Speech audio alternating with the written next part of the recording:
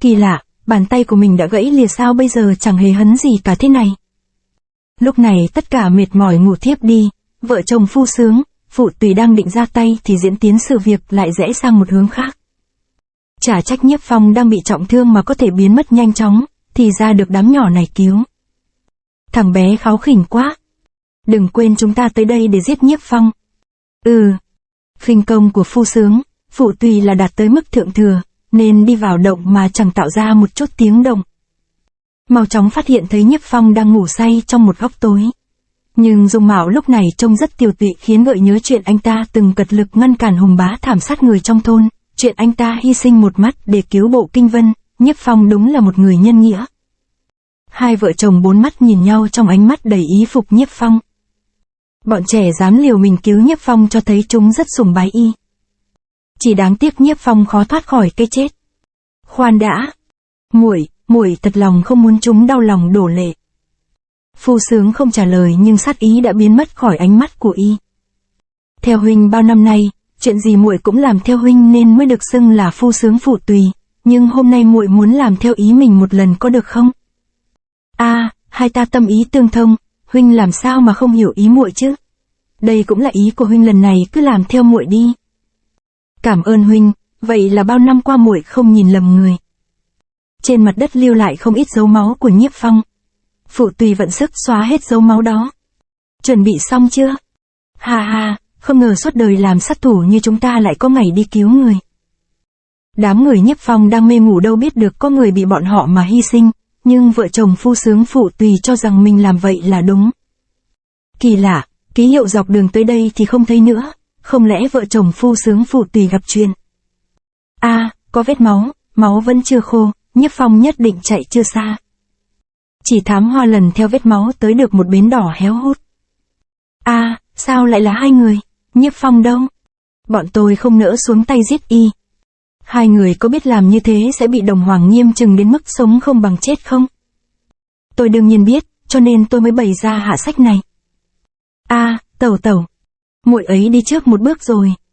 Thực ra chúng ta đã sống tới từng tuổi này rồi, có gì phải bị cuốn vào chuyện chém giết của Hùng Bá. Thám Hoa, huynh có thể đưa tiễn một đoạn không? Được. Nhiếp Phong vốn là người tốt, nếu được hãy bỏ qua cho y. Đáng tiếc, tôi không có dũng khí lớn như phu phụ hai người. Với nội lực của Chỉ Thám Hoa chỉ cần vận một cước nhẹ đã có thể đẩy đò đi xa, nhưng vì mối tương giao bao năm nên mới đích thân xuống nước đưa tiễn vợ chồng họ một đoạn. Nhiếp Phong có chỗ nào hơn người mà có thể khiến hai người hy sinh vì y như vậy? Đó là một cảnh giới cao ngất mà những kẻ làm sát thủ như chúng ta không thể nào đạt tới được. Chỉ Thám Hoa nhìn chiếc đò trôi đi trong lòng không rõ là đang cay đắng hay mừng vui cho vợ chồng Phu Sướng Phụ Tùy. Rốt cuộc sinh mạng để làm gì? Nói trở lại chuyện Bộ Kinh Vân tỉnh lại phát hiện cánh tay đã bình phục, cảnh vật xung quanh giống hệt như trong mơ. Trong lòng hồ nghi đứng dậy đảo mắt nhìn khắp nơi. Chỉ thấy cạnh giường ngủ có một bức thư họa rất bắt mắt. Bức lụa thêu kích thích Kinh Vân bước tới gần xem. Thoáng thấy hình họa kỳ lân Bộ Kinh Vân trong lòng dậy lên một cảm giác vô cùng kỳ lạ. Huynh tỉnh rồi sao? Thương thế của huynh chưa khỏi, phải lo tịnh dưỡng. Nào, dùng nước ấm này lau mặt tinh thần sẽ khá hơn. Bộ Kinh Vân chẳng để ý đến sự quan tâm của Sở, chậm rãi bước đi ra. Anh ta muốn xem thử cảnh bên ngoài phải chăng cũng giống trong mơ. Quả nhiên cảnh vật bên ngoài y hệt như trong mơ. Cô lão đầu Bộ Kinh Vân cuối cùng đã tỉnh lại rồi. Lão phu từ đầu đã bảo công phu của lão là hạng nhất mà. Công việc đã hoàn thành, điều kiện ông hứa đâu, mau đem ra đi. Thần y yên tâm, tôi đã chuẩn bị ổn thỏa cho ông rồi. Thần y, không lẽ người có tướng mạo xấu xí này là thần y trong Võ Lâm Tam Thần? Nghe đầu ông ta đã mai danh ẩn tích, sao lại gặp ông ta ở đây? Hai người ắt hẳn có nhiều chuyện muốn nói, lão phu nên đi thôi. Vô Nhạc lẳng lặng quay người đi, Bộ Kinh Vân rảo bước tới gần. Người trước mặt cùng mình bèo nước tương phùng, tại sao lại cứu mình? Im lặng hồi lâu, Bộ Kinh Vân mới mở miệng nói. Tại sao ông lại cứu tôi? Trong trận ác chiến thoạt nhìn thấy anh, tôi đã cảm thấy hai chúng ta rất có duyên. Có duyên? Tay ông đã bị chặt, không lẽ chuyện trong mơ là thật? Tất cả đều không phải là mơ, tất cả những gì cậu thấy đều là thật, tay của tôi đã được gắn cho cậu. Bộ Kinh Vân trong lòng kinh ngạc, chả trách từ sau khi tỉnh lại cứ cảm giác cánh tay vô cùng lạ lẫm. Bao nhiêu năm nay tôi luôn đợi, hôm nay tôi đã đợi được anh. Ông, tại sao? Nếu muốn biết thì theo tôi. Ông muốn gì đây? Nét mặt giận dữ phát chốt e thẹn của Sở Sở trong mắt Thần Y là nét đẹp nhất của một thiếu nữ. Người cha cô hứa cho ta đâu? Ai mà biết. Đại gia, tôi đã đợi ở đây lâu rồi.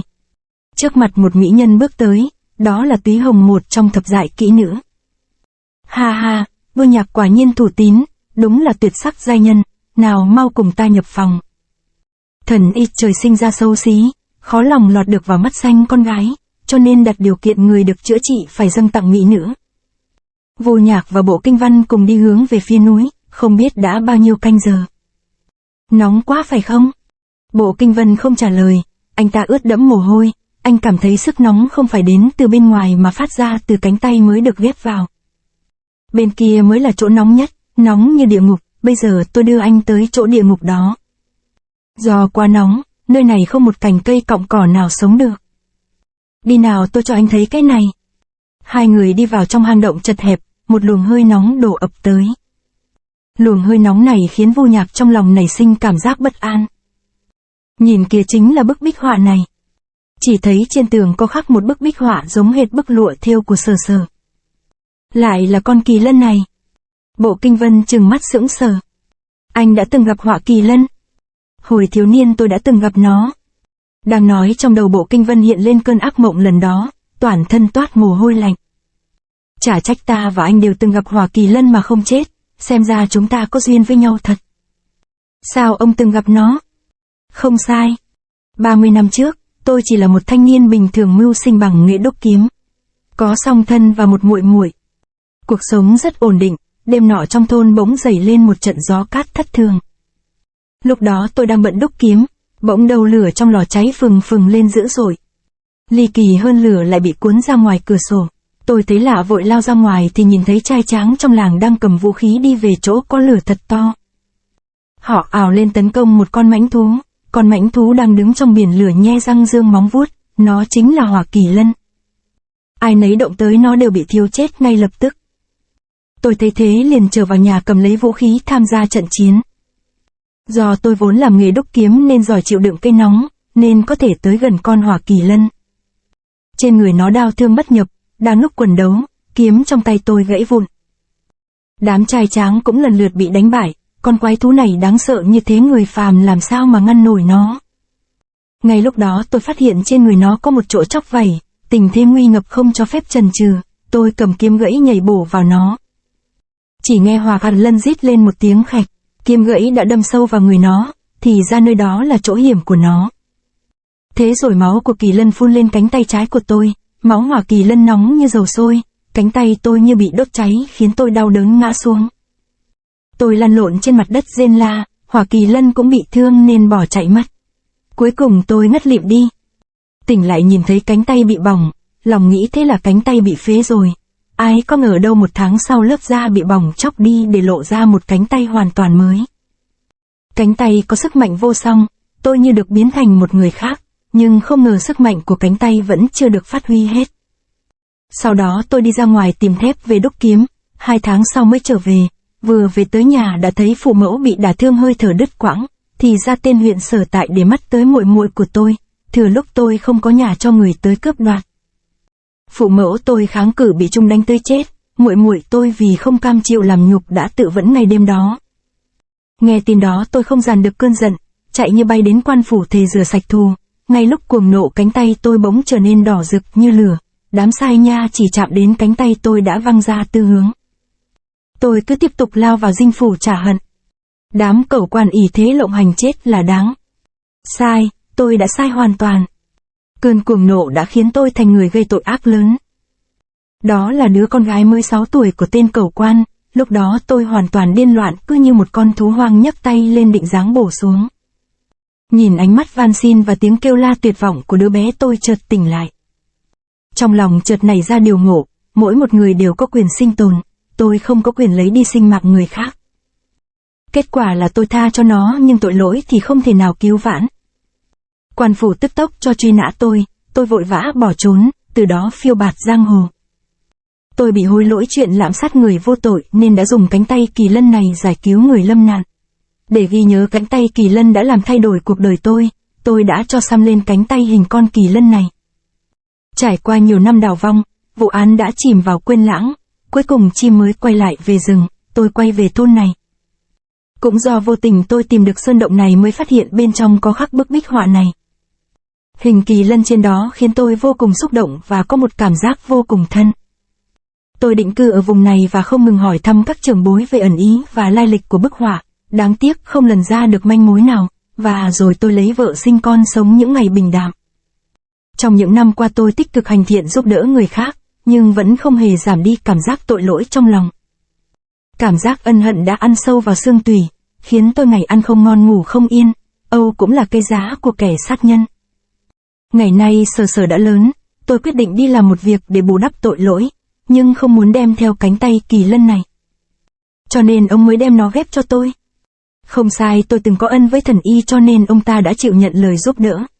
Bấy nhiêu năm nay tôi đi khắp nơi tìm người thích hợp nhưng không ngờ vô tình lại gặp được anh, việc lắp ghép hoàn thành thuận lợi, xem ra mối duyên của anh và ta không nhẹ.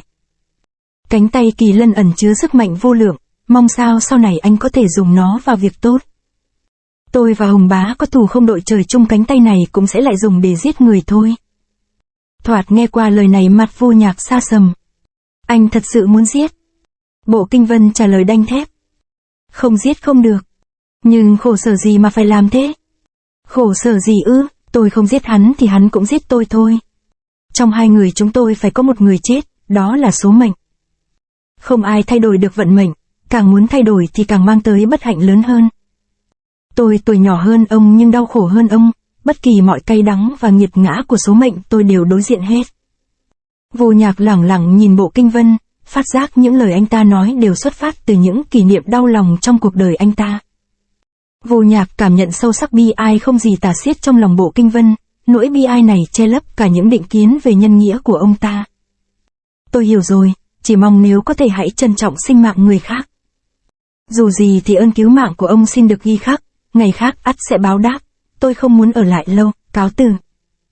Thương thế của anh chưa lành hẳn, sao không ở lại tiếp tục tịnh dưỡng? Thế lực của thiên hạ hội hùng mạnh, nếu ở lại chỉ làm liên lụy cha con hai người. Bộ huynh đệ hai ta có duyên như vậy sao không kết bằng hữu? Trên thế gian có một loại người không có bằng hữu, không có tình yêu, một mình cô độc, và tôi đây chính là loại người đó. Sai rồi, Bộ Kinh Vân, loại người như ngươi chỉ có chết. Ngay lúc này từ bên trong động dậy lên một tiếng giống, Bộ Kinh Vân vừa nghe thấy không cầm được, kinh ngạc quay đầu trở lại. Tiếng giống này hình như là... Phải, ta tuyệt đối không thể quên tiếng giống này. Vô Nhạc và Bộ Kinh Vân kinh ngạc hướng nhìn vào sâu phía trong, thấy ánh lửa thoáng hiện, trong lòng khiếp sợ. Quay lại chuyện Nhiếp Phong. Ha ha, Hạo Thiên Khứu Giác Linh nhảy Nhiếp Phong có chạy đằng trời. Sau một đêm nghỉ ngơi, Hà Lão Bá và lũ trẻ đã hết mệt mỏi, tinh thần sảng khoái. Ôi mây đen kín mịt, sắp có mưa rồi. Chúng ta mau chóng thu dọn chuẩn bị lên đường. Dạ. Hai đứa còn lại theo ta đi kiếm đồ cho mọi người ăn. Con quái vật đó vẫn chưa chết. Các cháu mau vào trong, bảo mọi người cảnh giác, để ta lo ngoài này cho. Nhiếp Phong ở bên trong động này. Tiểu Quang, sao cháu không vào trong? Hà Bá Bá, cháu muốn giúp Bá Bá một tay. Không hay rồi, có người đuổi kịp rồi. Tiểu Thạch Đầu. Lũ trẻ vừa ngẩng đầu nhìn lên thì Tiểu Thạch Đầu đã bị rắn ngũ sắc quấn lấy, toàn thân tím ngắt đã tắt thở. Cảnh tượng khủng khiếp, lũ trẻ ai nấy đều mất hồn. Tiểu Thạch Đầu. Tình thế không hay, Nhiếp Phong miễn cưỡng nhổm dậy. Ngay lúc này Hạo Thiên bổ nhào vào trong động, sồng sộc lao lên tấn công lũ trẻ. Tình thế nguy kịch nhưng Nhiếp Phong toàn thân vô lực, gân cốt đau nhức, lực bất tòng tâm. Hiếu kỳ hai người càng đi sâu vào bên trong. Tôi có cảm giác Hỏa Kỳ Lân đang ở trong này. Ủa, Bộ huynh đệ anh làm sao thế? Bộ Kinh Vân không trả lời, lòng hiếu kỳ của anh ta bỗng nhiên bị nỗi khiếp sợ khỏa lấp, không dám liều lĩnh xông vào bên trong động. Vô Nhạc hơi chút rụt rè, trong lòng cũng hơi sợ. Bỗng nhiên ánh lửa biến mất, hang động trở lại tối om. Hang này rốt cuộc thông với nơi nào? Không biết nữa. Trong này quanh co khúc khuỷu, không nơi nào là tận cùng. Ha ha ha, tôi đang cười chính mình, 30 năm qua tôi ngày đêm mong gặp lại Hóa Kỳ Lân, nhưng khi nãy lại không có dũng khí đi vào, anh xem có đáng cười không chứ hả? Không có gì đáng cười cả, tôi cũng có cùng cảm giác với ông. Hỏa Kỳ Lân hiện thế ắt có mạng vong, không biết lần này lại có bao nhiêu người chìm trong biển lửa nữa. Đang lúc Bộ Kinh Vân chú ý lắng nghe, bỗng có một cái bóng dị kỳ từ mặt đất trồi lên. Cái bóng chuyển hóa thành hình người hua đao đâm vào Bộ Kinh Vân, xem ra không phải ảo ảnh. Kinh Vân nhấc tay gạt đỡ.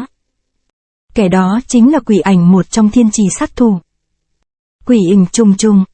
Quỷ Ảnh sở trường tấn công trong bóng tối, Kinh Vân biết chuyện không hay lập tức thoái lui. Vô Nhạc thấy vậy xông lên, Vô Nhạc tuy mất cánh tay kỳ lân nhưng mấy mươi năm tu luyện nên thân thủ cũng không tệ. Quỷ Ảnh tấn công không nghỉ, liên tục ra chiêu độc, đạp vào Trần Động lấy sức tung người chĩa đao vào người Kinh Vân. Thế tới quá gấp gấp không kịp chống đỡ, Kinh Vân hoang mang đưa cánh tay kỳ lân đỡ lấy. Đao của Quỷ Ảnh đã đâm vào tay đối thủ nhưng không thể xuyên vào, khiến hắn thất kinh. Bỗng đâu một luồng nhiệt bắn ra từ cánh tay của Bộ Kinh Vân, đao của Quỷ Ảnh gãy đoạn, vải băng bị thiêu cháy để lộ ra một cánh tay đỏ hừng hực. Sức nóng quá mạnh, Quỷ Ảnh chưa định thần đã bị xô văng đi. Bộ Kinh Vân chỉ thấy có một sức mạnh vô cùng lớn đang ngưng tụ trong cánh tay. Lúc này Quỷ Ảnh bị dội ngược lại, thừa thế Bộ Kinh Vân tung ra một quyền không chừa một mảy may cơ hội để đối phương hít thở. Cánh tay Bộ Kinh Vân vốn dĩ bị thương, sở lực có hạn nhưng lực mà cánh tay kỳ lân sinh ra vô cùng lớn, tiếng nổ như sấm rền. Quỷ Ảnh bị đánh văng lộn nhào ra ngoài đồng. Chỗ quyền đánh vào bắt lửa ngùn ngụt, Quỷ Ảnh cuống cuồng lo dập tắt. Võ công của hắn mạnh quá. Đừng giết ta, ta chỉ bị Hùng bá bức ép chứ không phải tự nguyện. Bộ huynh đệ đã thế thì bỏ qua cho hắn đi. Thật ra ta đã quy ẩn nhiều năm, tuổi đã về già, chẳng còn muốn cán dự chuyện giang hồ, chẳng qua nhất thời hồ đồ. Nếu ngươi chịu buông tha, ta hứa sẽ rửa tay gác kiếm quy ẩn giang hồ. Ông ta đã van xin hết lời, sao không bỏ qua cho ông ta đi? Nếu tha cho hắn chắc chắn bị lộ chuyện, không chừng liên lụy đến cha con Vô Nhạc. Lòng nghĩ vậy, Kinh Vân cho kình lực trổ ra lòng chưởng, chỉ một chưởng nhẹ của Kinh Văn thì Quỷ Ảnh đã lún sâu vào đất. Oai lực của cánh tay kỳ lân vượt xa tưởng tượng, khiến Kinh Vân không khỏi kinh hãi.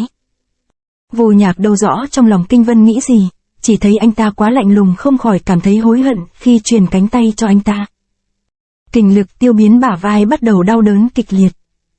Mặt khác, một đám lâu la thiên hạ hội đang ồ ạt đổ lên núi.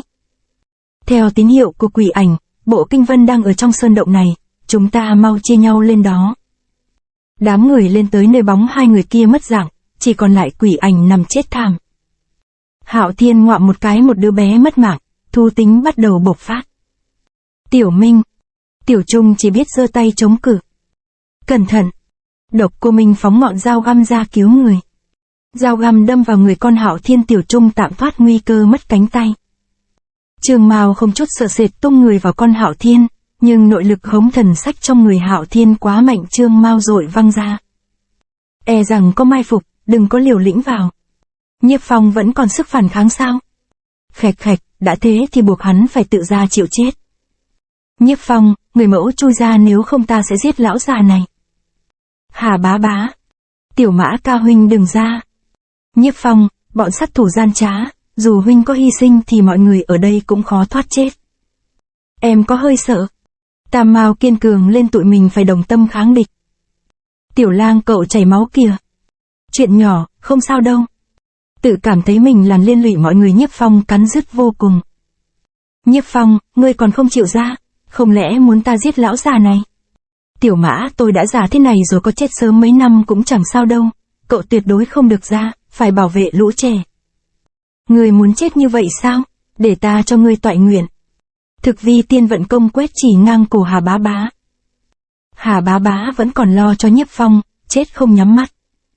Đám sát thủ gian ác, sự nhiệt huyết gan dạ của lũ trẻ vì kinh sợ mà biến mất hết. Có khói hút vào kìa. Nhiếp Phong, đây là khói tam chọc, người công lực thâm hậu thì còn chịu được, nhưng còn lũ nhóc kia thì không cầm cự nổi đâu, đừng có cứng đầu nữa, mau ngoan ngoãn chui ra đi. Xì, cái này mà là khói tam chọc ư? Xí gạt con nít. Đứa trẻ đang nói thì cổ họng khô khốc, cảm giác khó thở. Khí độc lan tỏa tứ chi. Tiểu Trung rệu rã.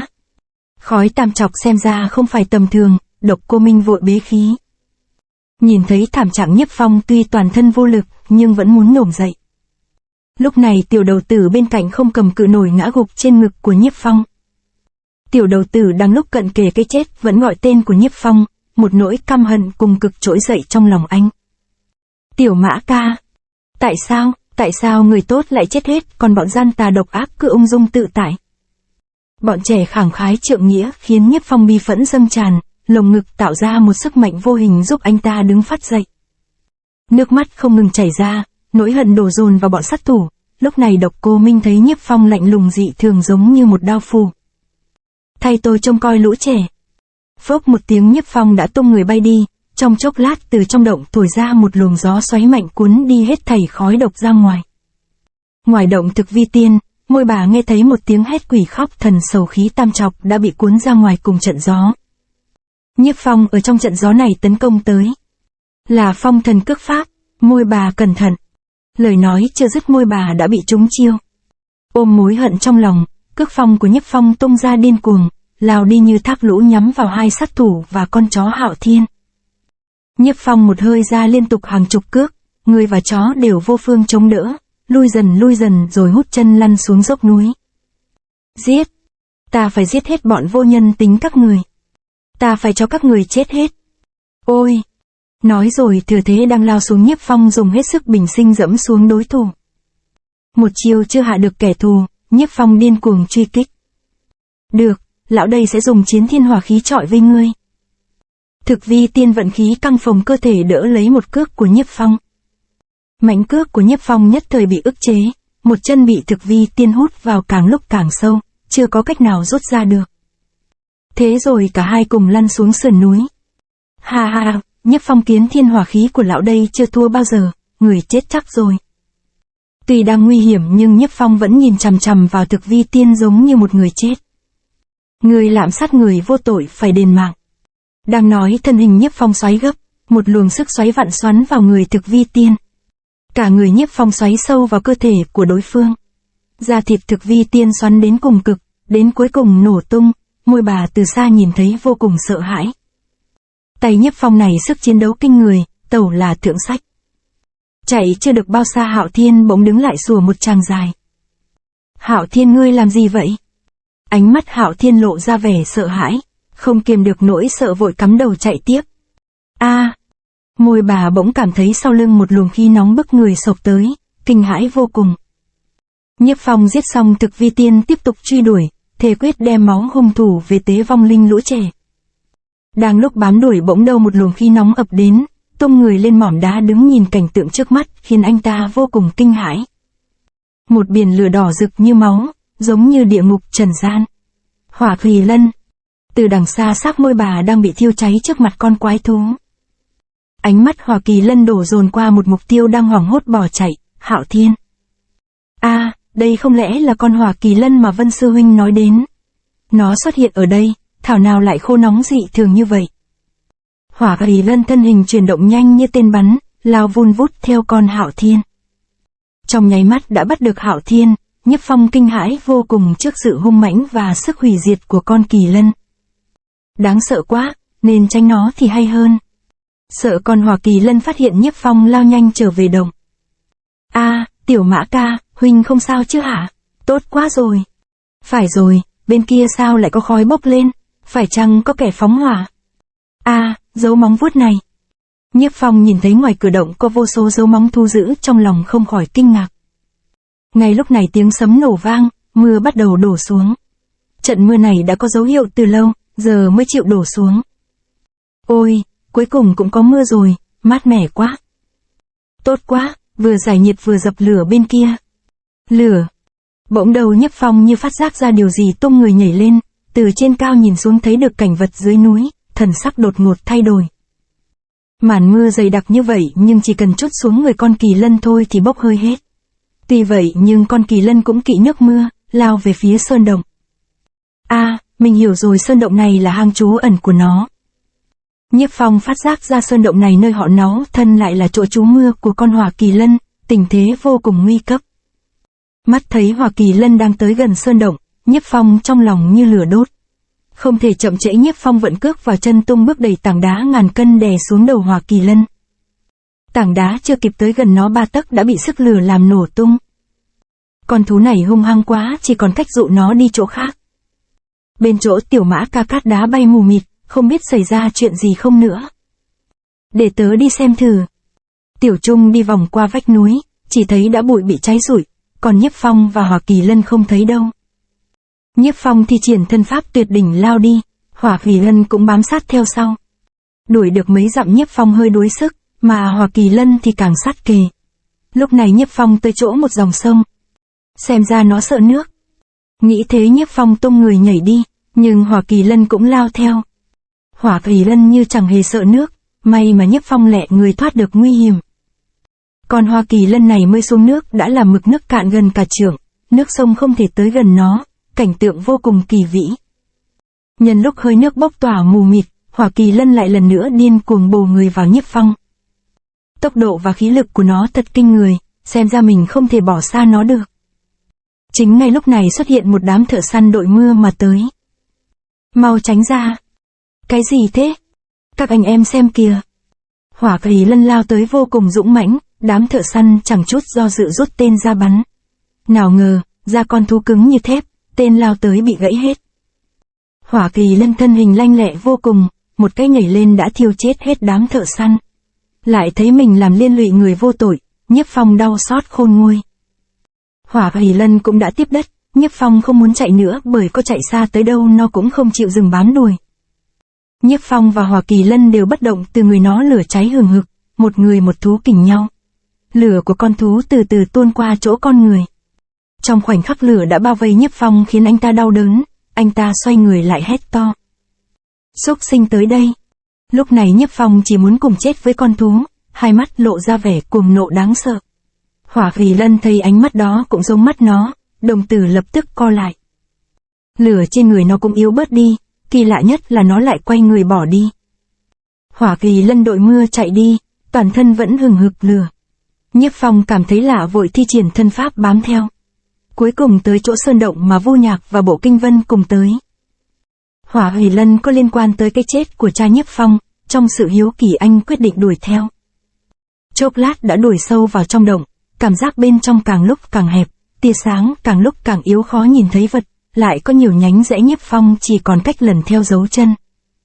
Chỗ dưới chân cát sỏi mềm Nhiếp Phong tuột người xuống, tuột khoảng mấy mươi trượng mới đặt được hai chân xuống đất, xung quanh giờ đây chỉ là một màu tối đen. Bỗng đầu truyền tới một tràng âm thanh, âm điệu lúc xa lúc gần, gần rồi lại xa khiến người ta không thể nhận ra nó phát ra từ đâu. Nhiếp Phong thì dùng tay dò đường nhưng đụng phải vách đá tiếng động cũng dần biến mất. Âm thanh khi nãy dường như đã từng nghe qua. Đó là khúc nhạc năm ấy mẫu thân thường tấu. Trong đầu Nhiếp Phong hiện lên cảnh anh ngồi trong lòng cha nghe mẹ chơi đàn. Đang lúc suy tư bỗng ánh lửa lóe lên, nhờ ánh sáng lóe lên Nhiếp Phong nhìn rõ đường đi trước mặt. Hỏa Kỳ Lân rất quen thuộc địa hình nơi đây, chẳng mấy chốc đã mất dạng. Sơn động trở lại đen tối, Nhiếp Phong biết đã khó lòng tìm đường trở lại. Lúc này chỉ còn cách dùng tay lần đường, hễ động vách đá thì rẽ sang hướng khác mà đi. Cứ thế đã đi được mấy ngày liền. Suốt mấy ngày liền không ăn không uống, cả người Nhiếp Phong trở nên tiều tụy vô cùng. Một người kiên cường như anh ta cũng cảm thấy nhụt chí ngồi bệt xuống. Nước. Là nước từ khe đá thấm vào, Nhiếp Phong đưa tay hứng lấy, có nước vào người tinh thần cũng phấn chấn hơn. Sau một hồi nghỉ ngơi thể lực dần hồi phục, Nhiếp Phong tiếp tục bước đi. Đi một đoạn Nhiếp Phong bỗng cảm thấy nước chảy róc rách dưới chân mình. Nước mặn, đây là nước biển, vậy gần đây ắt có lối ra. Nhiếp Phong trong lòng mừng rỡ lần theo nguồn nước mà đi ngược lên. Lạc Sơn Đại Phật, có người mặc đồ đỏ mấy ngày nay ngồi canh gác suốt bên ngoài động Lăng Vân. Người này chính là Đoạn Lãng, gương mặt anh ta trắng bệch, hai gò má hốc hác, ánh mắt trầm uất, tà khí mịt mù. Cha, mấy ngày nay nước sông lên dữ quá, đã tràn qua đầu với Phật rồi, tin chắc Hỏa Kỳ Lân lại xuất hiện. Tới lúc đó Hải Nhi sẽ đích thân bắt nó, làm cho dứt khoát bí mật đời đời giữa Đoạn gia và Hỏa Kỳ Lân. Đoạn Lãng nói một cách đầy ngạo khí, trong tay nắm chặt Hỏa Lân kiếm, trong đầu gợi lại chuyện cũ. Trong chiến dịch quyết chiến với Thiên Hạ Hội, đám người Đoạt Lãng từng lập kế bắt giam Bộ Kinh Vân trong động Lăng Vân. Lúc đó trong động đột nhiên phát ra ánh sáng đỏ, hiếu kỳ Đoạt Lãng đi sâu vào bên trong, thì ra ánh sáng đó phát ra từ đỉnh động. Hỏa Kỳ Lân lấy lại được Hỏa Lân kiếm, nhớ lại cảnh cha mình bị vùi thây trong động, trong lòng dấy lên niềm đau. Lòng bồi hồi bất giác đưa chân trở về nơi ở cũ, lại phát hiện trong đống đổ nát có một quyển sách cổ, sách này ghi chép lại bí mật về Đoạn Gia và Hỏa Kỳ Lân. Hơn 100 năm trước Hỏa Kỳ Lân gieo họa khắp nơi, tiên tổ Đoạn Gia là thiên hạ đệ nhất kiếm Đoạn Chánh Hiền, muốn hàng phục dã thú đã giao chiến với nó. Sau mấy trăm hiệp Đoạn Chánh Hiền làm bị thương Hỏa Kỳ Lân, móc lấy một cái vảy của nó, sau đó Đoạn Chánh Hiền đem chiếc váy khảm lên kiếm, và để kỷ niệm đặt tên cho nó là Hỏa Lân Kiếm. Nhờ có kiếm này ông ta công lực tiến triển vượt bậc, kiếm thuật đạt tới cảnh giới cao hơn. Trước sự gia tăng công lực của mình, Đoạn Chánh Hiền cũng cảm thấy kinh ngạc, bởi vì ông ta phát giác chiếc vảy trên kiếm tự nó phát ra một sức mạnh lạ kỳ, giúp nội lực ông ta không ngừng thăng tiến. Hơn nữa cầm kiếm lâu sẽ sinh ra hiện tượng kiếm khống chế nhân tâm, phát sinh ma niệm khó lòng dứt được. Đoạn Chánh Hiền tâm ma ngày càng nặng, tiếp đó ông ngộ ra rằng Hỏa Kỳ Lân là bảo vật, uống máu của nó có thể tăng công lực gấp trăm lần. Vì muốn kiếm thuật lên tới đỉnh điểm, từ đó về sau rời về định cư ở Lạc Sơn đợi chờ Hỏa Kỳ Lân. Nhưng mãi tới già mà vẫn không thấy, trước lúc lâm chung có dặn dò con cháu tiếp tục chờ đợi. Đang trầm ngâm suy nghĩ, Đoạn Lãng cảm thấy trong động có khí thoát ra. Hừ, cuối cùng cũng chịu lộ diện rồi sao? Nhanh như chớp Đoạn Lãng phóng về phía động, tiếp đó liền sử ra Đoạn Gia kiếm pháp để tiên hạ thủ vi cương. Nhìn thấy cước pháp quen thuộc, Đoạn Lãng ngạc nhiên. Cước pháp này chẳng phải của Phong huynh sao? À, là Đoạn Lãng. Phong huynh, sao huynh lại ở đây? Trông huynh tiều tụy quá. To be continued.